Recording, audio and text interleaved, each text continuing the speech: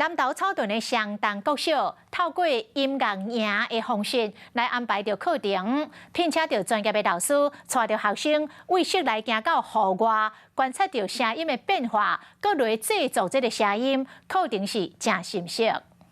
好，准备，预备。音乐营老师带囡仔去到室外模拟各种的声，就讲呢，伫桌仔顶压水来模拟落雨声。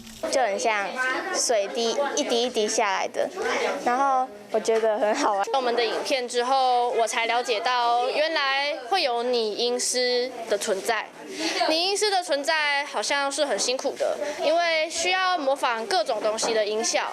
草屯镇相当国小最近几年来拢开音乐营，这款的安排，囡仔拢真欢喜。那让我们小朋友在整个假期当中，非常快乐的一个学习。音乐形式真多元，活泼丰富的课程，让囡仔充实着暑假生活。Hello， 我是林仙怡。想要抢先掌握最及时的新闻资讯吗？赶快订阅、按赞、开启小铃铛，锁定华视新闻 YouTube 频道。